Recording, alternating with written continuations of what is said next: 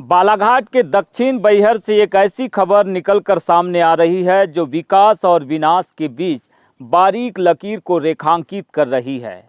पचामा दादर की पहाड़ियों में उत्खनन को लेकर आदिवासियों ने मोर्चा खोल रखा है।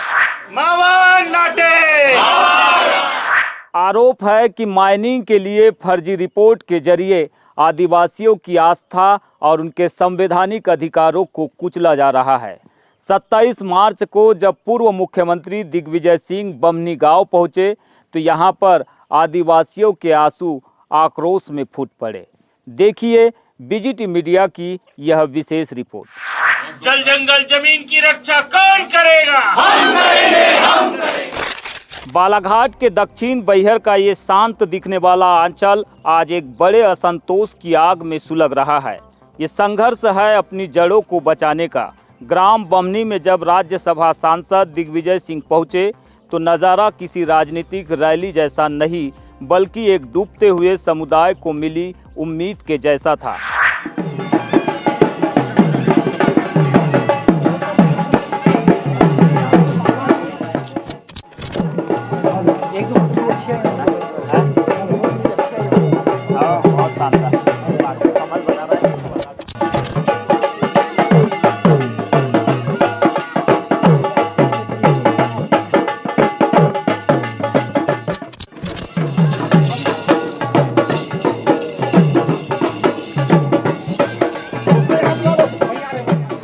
स्थानीय ग्रामीण मंगरू सिंह और यहाँ की महिलाओं के लिए ये पहाड़ सिर्फ पत्थर नहीं बल्कि उनके पेन पुरखा और देवधामी का वास है।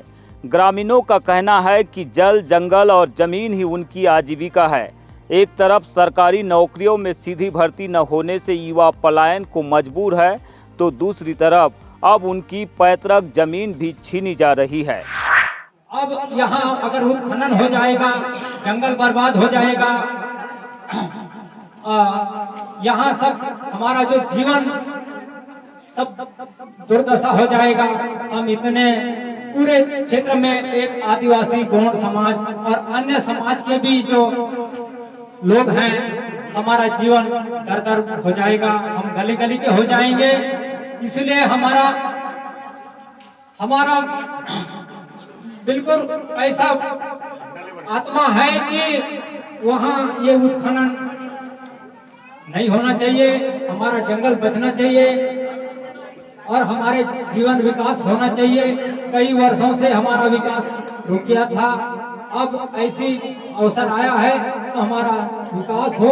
और हमारे साथ अभी का जो सरकार है, किसी भी चाहे किसी विभाग का है, शिक्षा विभाग हो, अन्य विभाग हो, शिक्षा विभाग में तो 4-4, 5-5 साल पहले से उन स्कूलों में फॉर्म भर के आए रेडी है। यहाँ के पढ़े लिखे लड़की हो चाहे लड़का, कितना भी चाहे बीएड ग्रेजुएशन हो, उनको वहाँ भर्ती नहीं किया जा सकता।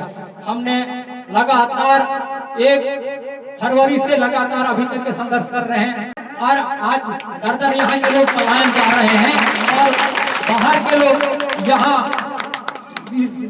स्कूलों में तो यहाँ का टीचर वहाँ का टीचर यहाँ बदलते जा रहे हैं और यहाँ के जो स्थानीय पढ़े लिखे हैं वो बेरोजगार हैं और उधर तेलंगाना, हैदराबाद हम अनपढ़ है साहब, लेकिन इतना जानते हैं कि जंगल बचेगा तो हम बचेंगे।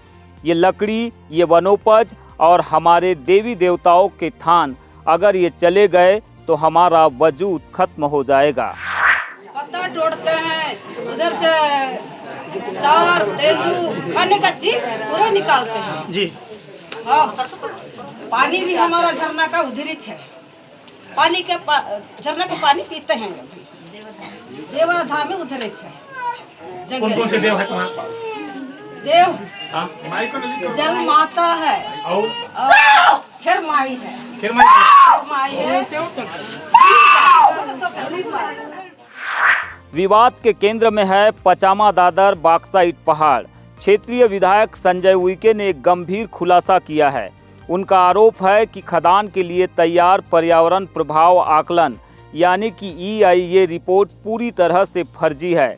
कागजों में कह दिया गया है कि यहाँ आदिवासी नहीं रहते और न ही यहाँ कोई वन्य जीव है, जबकि हकीकत यह है कि ये कान्हा नेशनल पार्क का कॉरिडोर है और सदियों पुरानी आदिवासियों की बसाहट है। माइंस का जो एरिया है उसके अगल अगल पर पहाड़ी के चारों आदिवासी बसाहट है, लेकिन EIA रिपोर्ट ये कहता है कि यहाँ कोई आदिवासी रहता ही नहीं। दूसरी चीज सर, ये जो पूरी पहाड़ी है इसमें स्थल घनत्व 0.5 से 0.7 कैनोपी डेंसिटी सबसे ज्यादा है, वन प्राणियों के हिसाब से सबसे ज्यादा है। उन्होंने कहा यहाँ में कोई वन प्राणी रहता ही नहीं। दूसरी बात, पूरे देश में वन अधिकार कानून कांग्रेस ने लागू किया है और उन्होंने लिखा है कि यहाँ वन अधिकार कानून लागू ही नहीं। और ऐसी बहुत सारी स्थितियां सर, इन्होंने जो मानक है जल, वायु और पानी का, एक यहाँ से 35 किलोमीटर दूर परासवाड़ा है, वहाँ के आंकड़े दिए।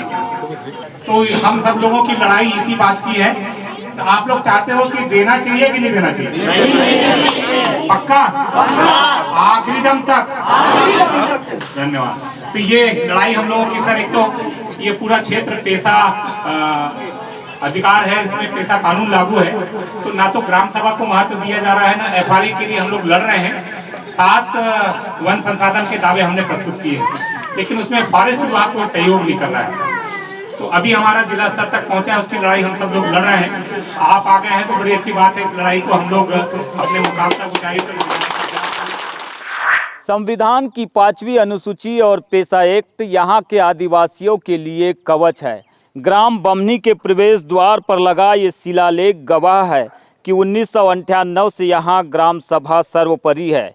नियम कहता है कि बिना ग्राम सभा की सहमति के खनन नहीं हो सकता, लेकिन प्रशासन ने कथित तौर पर नियमों को ताक पर रखकर माइनिंग कॉरपोरेशन को हरी झंडी दे दी है। चौपाल में बैठे दिग्विजय सिंह ने सीधे दिल्ली और भोपाल की सरकारों को निशाने पर लिया। उन्होंने सवाल किया कि बिना ग्राम सभा की बैठक के फर्जी रिपोर्ट कैसे तैयार हो गई। जो प्रकृति है, बड़े बाबा से आप पूछते हैं, माई को पूछते हैं, जल, सूर्य, पहाड़, जंगल, ये अग्नि, ये सब आप उसको पूछते हैं। आज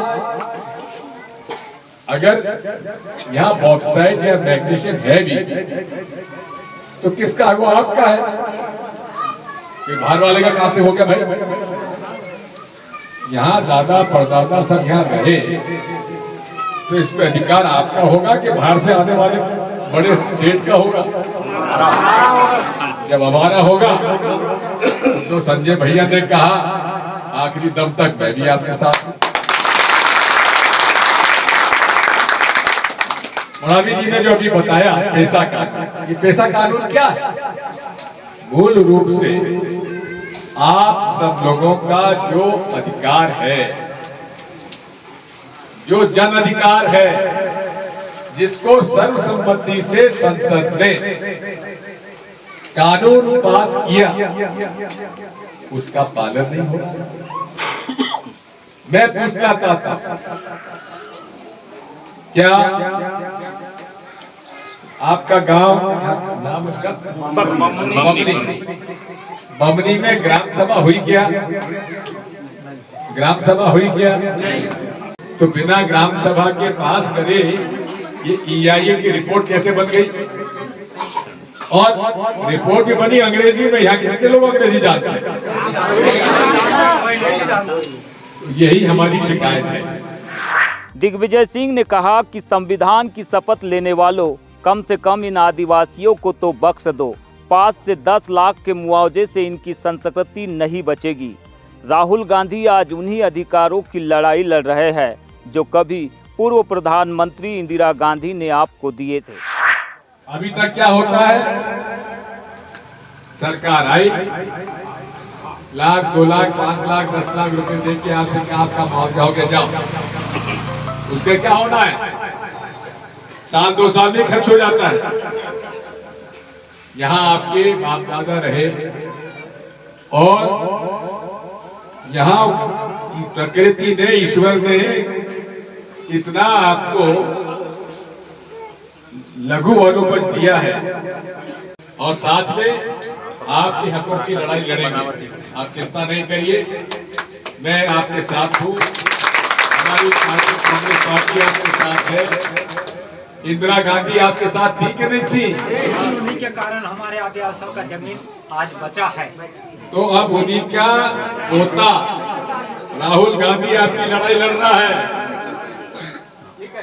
और हो सका तो उनको भी हम आज या तो आपको उनसे मिलवाएंगे या उनको कहेंगे आप सबको देखो जरा मौके पर, ठीक है ना? परिवार ही देखेंगे। आप फिक्र नहीं करिए, संजय अकेला नहीं है, संजय के पूरे साथ पूरी ताकत लगी हुई हम लोगों को।